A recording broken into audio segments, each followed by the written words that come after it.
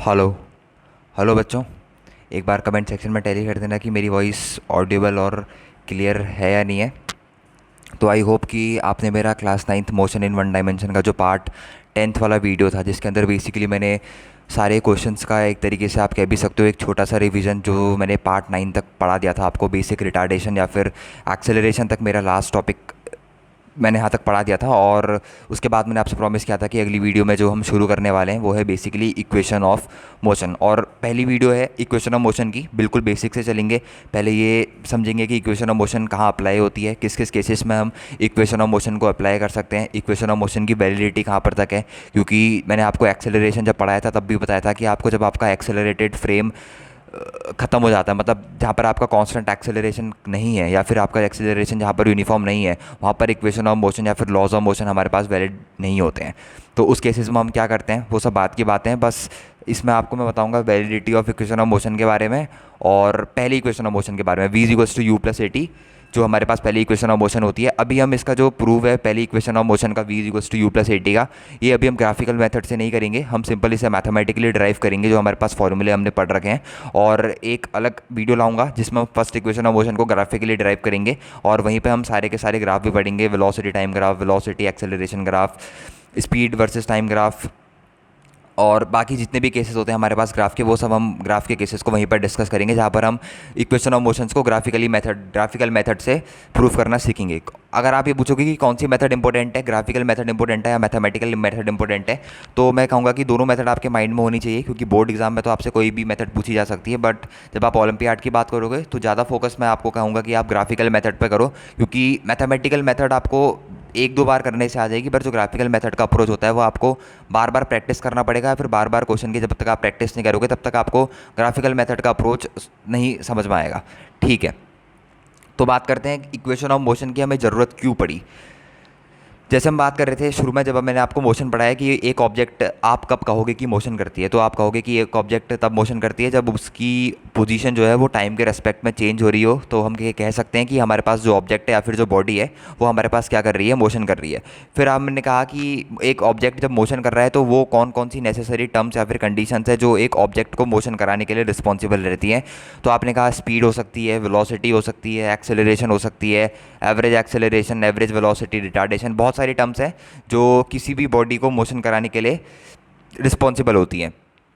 तो equation of motion basically तब applicable होती है आपके पास। सबसे पहले ये समझो कि इक्वेशन ऑफ मोशन हमारे पास तीन इक्वेशन ऑफ मोशन बेसिकली हमारे पास रहती हैं। यहाँ पर आप लिख भी सकते हो there are three equation of motions, there are three equation of motions. ये मैं इसलिए बता रहा हूँ कि आपको नॉलेज हो कितनी इक्वेशन ऑफ मोशंस होती हैं। There are three equation of motions. अगर कोई नाम पूछे तीन इक्वेशन ऑफ मोशंस कैसे उनको आप लिखते हो, तो पहली होती है हमारे पास v is equals to u plus a t, दूसरी होती है हमारे पास s is equals to u t plus half a t square, तीसरी होती है हमारे पास v square equals to u square plus two a s. यहाँ पर जो भी मैंने वर्डिंग लिख रखी है, v का मतलब क्या होता है, u का मतलब क्या होता है, a का मतलब क्या होता है, t का मतलब क्या होता है, s का मतलब क्या होता है और a का मतलब क्या होता है, ये सारे जो भी टर्म लिख रखे हैं मैंने, इन सब का मतलब मैंने आपको अपने जो कॉन्सेप्ट वीडियोज़ हैं पार्ट 9 तक जिसमें मैंने कवर कर रखा है वहाँ पर सबका मैंने आपको अच्छे से मीनिंग बता रखा है। इसीलिए वहाँ पर मीनिंग बताया कि आपको, ताकि जब हम इक्वेशन ऑफ मोशन पढ़े तो आपको बिल्कुल भी दिक्कत ना आए, आप इजीली इन छोटे छोटे वर्ड्स को इंटरप्रेट कर सको कि v हमारे पास फाइनल वेलोसिटी होती है, u हमारे पास इनिशियल वेलोसिटी होती है, a हमारे पास एक्सेलरेशन या फिर रिटार्डेशन हो जाता है, s हमारे पास डिस्टेंस ट्रेवल या फिर डिस्प्लेसमेंट होती है और बाकी टी हमारे पास टाइम इंटरवल होता है। ये सब चीज़ें मैंने पहले भी कवर कर रखी हैं और यहाँ पर भी मैं लिख दूंगा एक बार कंसाइज वे में, ताकि आपको आगे चल के दिक्कत ना आए। तो हम बात कर रहे थे कि इक्वेशन ऑफ मोशन हमारे पास तीन इक्वेशन ऑफ मोशन होती है, ठीक हो गया। अब इक्वेशन ऑफ मोशन की पहले समझो कि ज़रूरत क्यों पड़ी, कि न्यूटन ने हमारे पास तीन इक्वेशन ऑफ मोशन दी, तो किस बेसिस पर उसने तीन इक्वेशन ऑफ मोशन दी या फिर क्या ज़रूरत थी तीन इक्वेशन ऑफ मोशन देने की, हमें क्यों ज़रूरत पड़ती है तीन इक्वेशन ऑफ मोशन की। कभी कभी क्या होता है क्वेश्चंस में कि आपके पास v, u, ए या फिर टी, ये जो आपके पास सारे टर्म्स होते हैं जो एक ऑब्जेक्ट को या फिर एक बॉडी को मोशन कराने के लिए रिस्पॉन्सिबल रहते हैं, इन तीनों का कभी कभी एक साथ क्वेश्चन में आपको एक ही तरीके से घुमा के पूछ लेगा। उसी क्वेश्चन में आपसे या तो रिलेशन पूछा होगा, आपसे क्वेश्चन में v, u, a दिया होगा, आपसे बोला होगा t निकालना है, या फिर s, u, t, ये एस यू ए दिया होगा, आपसे पूछा होगा कि आपको टी निकालना है। ऐसे कुछ रिलेशन जहाँ पर आपको डायरेक्टली टाइम इंटरवल निकालना हो, डायरेक्टली डिस्प्लेसमेंट निकालनी हो, डायरेक्टली एक्सेलरेशन निकालनी हो, और बाकी चीज़ें आपको गिवन है, वहाँ पर आपको ज़रूरत पड़ती है इक्वेशन ऑफ मोशन की। पूरा डेरिवेशन करने से अच्छा आप डायरेक्टली इक्वेशन ऑफ मोशन लगाओगे तो उससे भी डायरेक्टली वही रिजल्ट निकल के आता है जो आप फॉर्मूले लगा के करोगे। जैसे अभी मैं आपको उसका प्रूफ कराऊंगा v equals to u plus a t का, तो मैं इसका प्रूफ कराऊंगा एक्सेलरेशन के फॉर्मूले की मदद से। अब सेम क्वेश्चन एग्जाम में आएगा तो आप एक्सेलरेशन का फॉर्मूला लगाओगे, फिर उसमें v u a t ये सब पुट करोगे। उससे बढ़िया ये होगा कि आप डायरेक्टली रिजल्ट याद रखो, v equals to u plus a t हमारे पास रिजल्ट होता है डायरेक्ट, तो आप डायरेक्टली उसमें v की, u की और t की वैल्यू पुट करोगे, एक्सेलरेशन आपको डायरेक्टली वहाँ से भी मिल जाएगा। तो अल्टीमेटली कभी कभी भी हमारे पास, जब हमारे पास टाइम का कंस्टेंट होता है एग्जाम में, तो हमारे पास रिजल्ट बहुत ज़्यादा मैटर कर जाते हैं, रैदर कि हमारे पास फॉर्मूले लगाओ, फिर उतना पूरा एक्सप्रेशन को ड्राइव करो और फिर आंसर निकालो। ठीक हो गया। अब बात करते हैं validity of equation of motion, कि हमारे पास इक्वेशन ऑफ मोशन कहाँ पर तक वैलिड है। Validity of equation of motion, मैंने आपको एक्सेलरेशन में भी बताया था कि हमारे पास इक्वेशन ऑफ एक्सेलरेशन जो है कि वो बहुत इंपॉर्टेंट रोल प्ले करता है इक्वेशन ऑफ मोशन की वैलिडिटी में। Validity of equation of motion, कहाँ कहाँ पर हमारे पास जो है इक्वेशन ऑफ मोशन वैलिड है, मतलब इक्वेशन ऑफ मोशन कहूँ या फिर इसे हम ये भी कह सकते हैं equation of uniformly accelerated motion.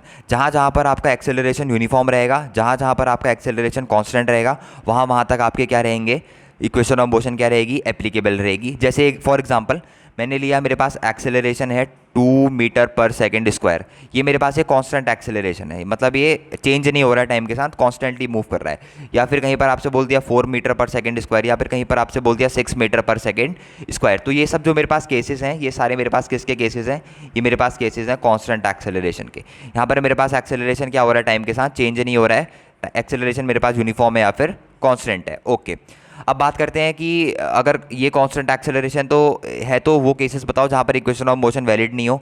वो केसेस भी बता देता हूँ आपको। वहाँ पर एक्सेलरेशन आपको कैसे गिवन होगा, वहाँ पर एक्सेलरेशन ऐसे गिवन होगा 2t माइनस 3t स्क्वायर, मतलब t इक्वल्स टू 1 सेकंड की बात करें तो उसका एक्सेलरेशन है आपके पास t इक्वल्स टू 1 सेकंड में वो रिटार्ड कर रही है -1 मीटर पर सेकंड स्क्वायर। अब 2 सेकंड की बात करें तो 2 सेकंड में उसका एक्सेलरेशन हो जाएगा 2 इंटू 2 माइनस 3 इंटू 4, तो that will become 4 minus 12, that will become -8 metre पर सेकंड स्क्वायर। तो कोई एक्सेलरेशन का कोई कांस्टेंट रेट नहीं है या फिर एक्सेलरेशन कोई यूनिफॉर्म नहीं है।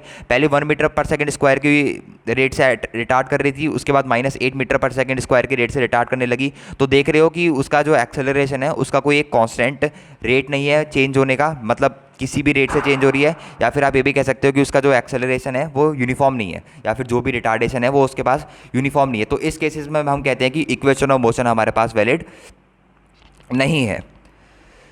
ओके, तो यहाँ पर एक छोटा सा पॉइंट भी लिख लेते हैं कि कहाँ पर इसकी वैलिडिटी है, कहाँ पर इसकी वैलिडिटी नहीं है। तो मेरे साथ लिखना, देयर आर 3 इक्वेशंस। ये क्योंकि ये केस बहुत इंपॉर्टेंट है, क्योंकि बच्चे इक्वेशन ऑफ मोशन पढ़ लेते हैं, पूरा 9th का चैप्टर, पहला चैप्टर खत्म हो जाता है मोशन, और उनसे ये पूछा जाए कि इक्वेशन ऑफ मोशन की वैलिडिटी कहाँ पर तक है, तो उनको ये नहीं पता होता कि इक्वेशन ऑफ मोशन कहाँ पर वैलिड है और कहाँ पर वैलिड नहीं है। There are 3 equations for the motion, 3 equation रहती है हमारे पास मोशन के लिए। There are 3 equations for the motion of those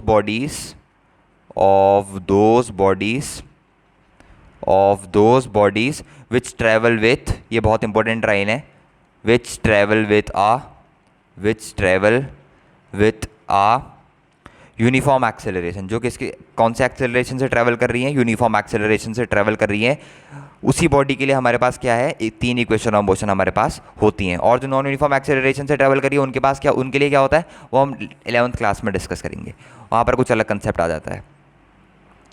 okay, अब बात करते हैं हमारे पास पहले इक्वेशन ऑफ मोशन की। आई होप कि ये आपको समझ में आ गया होगा। 3 इक्वेशन ऑफ मोशन हमारे पास होती हैं, इनकी वैलिडिटी क्या होती है, कब वैलिड होती है, या फिर यूनिफॉर्म एक्सेलरेशन या फिर कांस्टेंट एक्सेलरेशन क्या होता है, और एक्सेलरेशन कब यूनिफॉर्म नहीं होता है। अगर कहीं पर आपको एक्सेलरेशन टाइम डिपेंडेंट दे रखा है, मतलब टाइम के साथ चेंज हो रहा है, मतलब t इक्वल्स टू 1 सेकंड में कुछ और था, t इक्वल्स टू 2 सेकंड में कुछ और है, t इक्वल्स टू 3 सेकंड में कुछ और है, t इक्वल्स टू 4 सेकंड में कुछ और है, t इक्वल्स टू 5 सेकंड में कुछ और है, t इक्वल्स टू 6 सेकंड में, ऐसी टाइम के साथ एक्सेलरेशन क्या हो रहा है, चेंज हो रहा है। तो उस केस में हम इक्वेशन ऑफ मोशन को डायरेक्टली अप्लाई नहीं कर सकते, या फिर न्यूटन्स लॉ ऑफ मोशन को वहाँ पर डायरेक्टली अप्लाई नहीं कर सकते, जहाँ पर हमारे पास एक्सेलरेटेड फ्रेम आ जाता है। ठीक हो गया। अब हेडिंग डालो फर्स्ट इक्वेशन ऑफ मोशन की। फर्स्ट इक्वेशन ऑफ मोशन बहुत ही इंपॉर्टेंट है और बहुत ही छोटा सा डेरिवेशन है और बहुत ही छोटा सा रिजल्ट भी है इसका। बस ये है कि आपको याद होना चाहिए, प्रूफ नहीं भी याद है पर आपको रिजल्ट याद होना चाहिए। First equation of motion, first equation of motion क्या थी मेरे पास, मैंने आपको ऊपर लिखाई थी, वो थी v is equals to u plus a t. यहाँ पर हमारे पास जो v होता है वो होता है हमारे पास फाइनल वेलोसिटी। ये मैं रिजल्ट फिर से लिखा दे रहा हूँ क्योंकि ये बहुत इंपॉर्टेंट है, ये अल्टीमेटली जहाँ तक फिजिक्स है वहाँ पर तक यूज़ होता है इनका। u हमारे पास होता है इस केस में इनिशियल वेलोसिटी, u हमारे पास होता है इनिशियल वेलोसिटी, और a हमारे पास होता है एक्सेलरेशन। a हमारे पास क्या होता है बच्चों? Acceleration.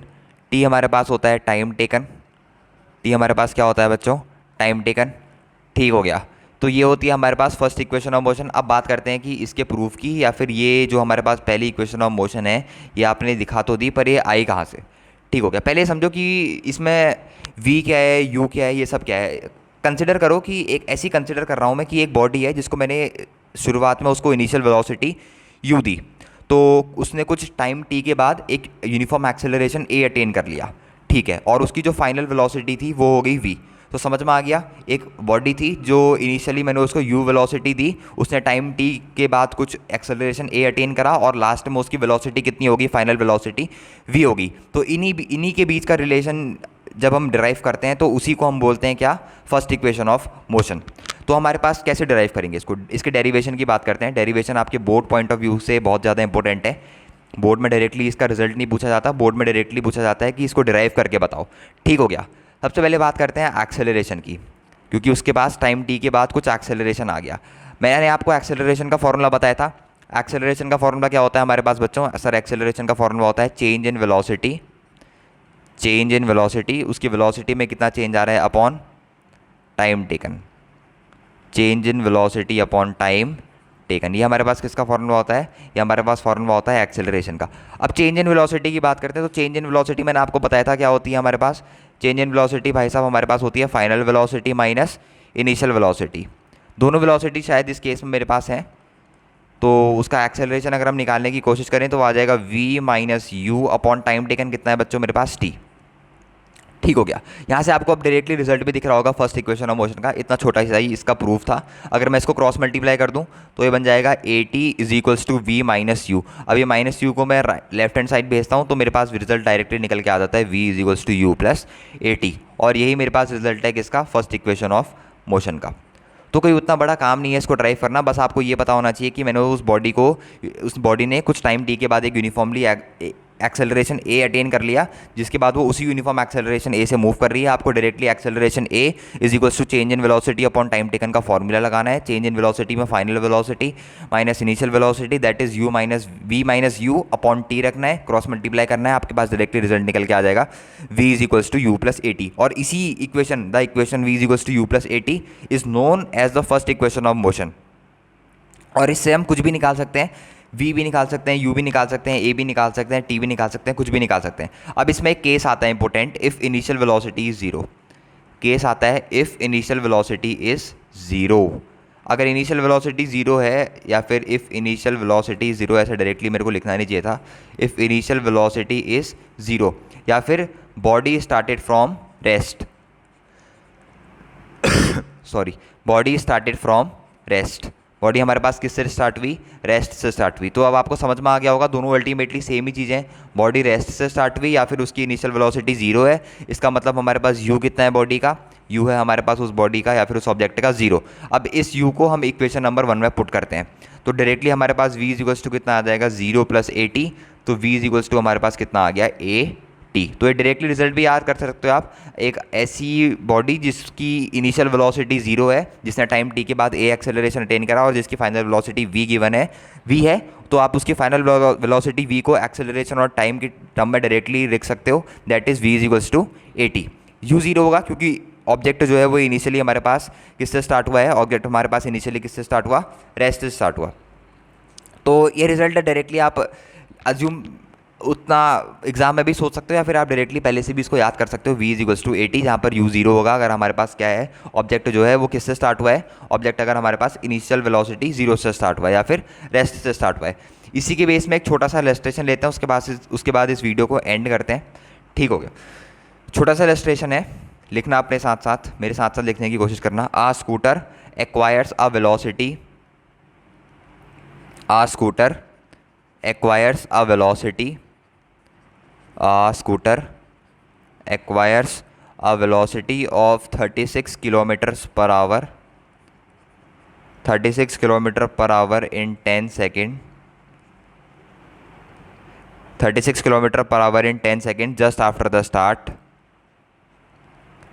Just after the start, start होने के जस्ट बाद उसने कितनी वेलोसिटी एक्वायर कर ली, 36 किलोमीटर पर आवर उसकी वेलोसिटी एक्वायर कर ली। हमसे पूछ रहा है calculate the acceleration of the car, calculate the acceleration of the car. हमें उस कार का क्या निकालना है, हमें उस कार का एक्सेलरेशन कैलकुलेट करके बताना है। अब बात करते हैं जो हमारे पास पहले तो 36 किलोमीटर पर आवर जो उसकी वेलोसिटी दे रखी है, इसको मैंने मीटर पर सेकंड में चेंज करना है, क्योंकि अल्टीमेटली मीटर पर सेकंड ही हमारे पास बेसिक यूनिट रहती है। 36 किलोमीटर पर आवर भी रह सकती है, पर एक बार इसको मीटर पर सेकंड में चेंज कर लेते हैं। ओके, तो ये पता है आपको कि 1 किलोमीटर में मेरे पास कितने मीटर होते हैं, 1 kilometre equals to that is 1000 metre, ये तो आपको पता होगा। 1 किलोमीटर में कितने मीटर होते हैं, बेसिक यूनिट कन्वर्जन है, उतना कोई बड़ी चीज़ नहीं है। 1 kilometre equals to 1000 kilometre metre, तो 36 किलोमीटर में मेरे पास कितने मीटर होंगे, तो डायरेक्टली आप क्लेम कर सकते हो कि 36 किलोमीटर इक्वल्स टू 36,000 मीटर। और एक आवर में कितने मिनट होते हैं आपके पास, 60 मिनट्स होते हैं, और एक मिनट में 60 सेकंड होते हैं, तो 60 इंटू 60 सेकंड दैट इज़ 3600 मेरे पास क्या आ गए, सेकंड आ गए।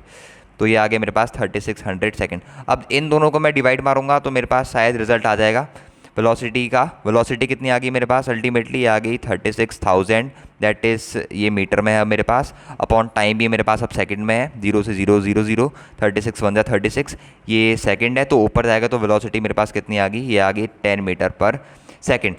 अब क्वेश्चन देखो, क्वेश्चन क्या बोल रहा है, scooter acquires a velocity of 36 kilometre per hour, जो कि अब चेंज हो गई है, किस में चेंज हो गई है, 10 मीटर पर सेकंड में चेंज हो चुकी है। Scooter acquires a velocity of 36 kilometre per hour in 10 second just after the start, start होने के जस्ट बाद या फिर कुछ देर बाद उसने कितनी वेलोसिटी, कितनी स्पीड या फिर कितनी वेलोसिटी एक्वायर कर ली, 10 मीटर पर सेकंड की स्पीड उसने एक्वायर कर ली। हमें क्या निकालना है, उस स्कूटर का एक्सेलरेशन निकालना है, कार या स्कूटर जो भी है उसका हमें क्या निकालना है, एक्सेलरेशन निकालना है। तो स्टार्ट होने के जस्ट बाद वो थोड़ी देर रेस्ट में था, ये आपको समझ में आ गया होगा। तो इसकी इनिशियल वेलोसिटी कितनी हो जाएगी मेरे पास बच्चों, इनिशियल वेलोसिटी यानी कि u मेरे पास हो जाएगी 0। फाइनल वेलोसिटी कितनी है, गिवन है आपको, स्टार्ट होने की जस्ट बाद कितनी स्पीड एक्वायर कर ली, 10 मीटर पर सेकंड की स्पीड उसने एक्वायर कर ली। टाइम कितना लगा इतनी स्पीड एक्वायर करने में, 10 सेकंड। तो हमें हम डायरेक्टली क्या निकालना है, यहाँ पर हमें क्या निकालना है बच्चों, उसका एक्सेलरेशन निकालना है। तो मैंने आपको बताया था एक केस इक्वेशन ऑफ मोशन में, अगर इनिशियल वेलोसिटी 0 या फिर रेस्ट से स्टार्ट हो रहा है तो उसकी फाइनल वेलोसिटी को हम डायरेक्टली क्या लिख सकते हैं, v इक्वल्स टू at। तो v कितना है हमारे पास, v डायरेक्टली यहाँ पर पुट कर दो, v हमारे पास 10 is equals to acceleration a into time t is 10 second, तो एक्सेलरेशन आ गया हमारे पास 1 मीटर पर second square, that is a directly answer to this question. इस क्वेश्चन में इतना बड़ा कुछ भी नहीं था। अगर आप इसको एक्सेलरेशन के फॉर्मूले से करना चाहते हैं, एक्सेलरेशन क्या होता है, change in velocity, final velocity minus initial velocity, v minus u upon T, इससे भी हो जाएगा, कोई बड़ी बात नहीं है। v कितना है हमारे पास 10, यू कितना है हमारे पास 0, अपॉन टी कितना है हमारे पास 10, तो 10 से 10 कटा 1 मीटर पर सेकंड स्क्वायर। तो अब आप कहोगे कि इस केस से हमें मतलब ये वाले फॉर्मेट से हमें ज़्यादा ईजी पड़ रहा है। अभी ये क्वेश्चन बहुत छोटे लेवल का है, मतलब बहुत ही बेसिक लेवल का क्वेश्चन है, जिसमें आपको डायरेक्टली सिर्फ एक्सेलरेशन निकालना है। जब तीनों इक्वेशन ऑफ मोशन एक साथ मिक्स होगी तब आप नहीं कहोगे कि सर मेरे को ये मेथड बहुत छोटा पड़ रहा है और ये मेथड बहुत लंबा पड़ रहा है। एक बार तीनों इक्वेशन ऑफ मोशन को मेरे को पढ़ाने दो, उसके बाद आप ये नहीं कहोगे कि मेरे पास ये मेथड छोटा है और ये मेथड बड़ा है। उसके बाद अल्टीमेटली आपको यही लगेगा कि ये मेथड मेरे पास बहुत ही बढ़िया मेथड है। तभी मैं कह रहा हूँ इसी मेथड से सॉल्व करने की कोशिश करना। उस मेथड से कभी कभी क्वेश्चन बहुत लंबे भी हो जाते हैं, पर ये जो मेथड है जिसमें डायरेक्टली आपको रिजल्ट याद रखना है, v इक्वल्स टू 80, इस मेथड से आपके पास क्वेश्चन कभी कभी क्या होगा, बहुत ही छोटे वे में सॉल्व होने लग जाएंगे। तो आज की वीडियो में इतना ही रखते हैं यार। फर्स्ट इक्वेशन ऑफ मोशन का मैंने आपको डेरिवेशन बताया। Derivation again I am saying कि बोर्ड पॉइंट ऑफ व्यू से बहुत इंपॉर्टेंट है, ओलंपियाड पॉइंट ऑफ व्यू से उतना इंपॉर्टेंट नहीं है, क्योंकि सब्जेक्ट न्यूमेरिकल टाइप्स पेपर रहता है, ऑब्जेक्टिव टाइप, तो वहाँ पर कोई भी डेरिवेशन नहीं पूछा जाता। हाँ, बोर्ड पॉइंट ऑफ व्यू में बोर्ड में डायरेक्टली आपसे रिजल्ट पूछ लिया जाता है कि फर्स्ट इक्वेशन ऑफ मोशन को ड्राइव करो, सेकंड इक्वेशन ऑफ मोशन को ड्राइव करो, या फिर ऐसा भी पूछ जाता है कि फर्स्ट इक्वेशन ऑफ मोशन को ग्राफिकली मेथड से ड्राइव करो, सेकंड इक्वेशन ऑफ मोशन को ग्राफिकल मेथड से ड्राइव करो। तो वहाँ पर ये आपके पास बहुत इंपॉर्टेंट रोल प्ले करता है। तो आपको अगर वीडियो अच्छी लगी हो तो उसको अपने फ्रेंड्स के साथ शेयर कर देना यार, लाइक शेयर और सब्सक्राइब जरूर से कर देना अगर आपको वीडियो पसंद आया हो। तो आज की वीडियो में इतना ही रखते हैं यार। अगली वीडियो में हम लेके आएंगे सेकंड इक्वेशन ऑफ मोशन और उसके कुछ 2-3 इलस्ट्रेशन, थर्ड उसकी अगली वीडियो में थर्ड इक्वेशन ऑफ मोशन, फिर इनके कंबाइन इलस्ट्रेशन या फिर बेस्ट क्वेश्चन की एक अलग सी वीडियो डाल देंगे। जैसे अभी हमने करा था कि पार्ट 9 तक पढ़ाया, तो पार्ट 9 में हमने बेस्ट क्वेश्चन की वीडियो डाल दी, और वो क्वेश्चन बिल्कुल इन्हीं के कंसेप्ट में बेस्ड हैं और थोड़े ओलंपियाड लेवल के क्वेश्चन रहेंगे, क्योंकि थोड़ा हाई लेवल के क्वेश्चन आप जब करोगे तभी आपको कॉन्फिडेंस आएगा चीज़ों में। तो आज की वीडियो में इतना ही रखते हैं। ओके बाय, थैंक यू, मिलते हैं नेक्स्ट वीडियो में।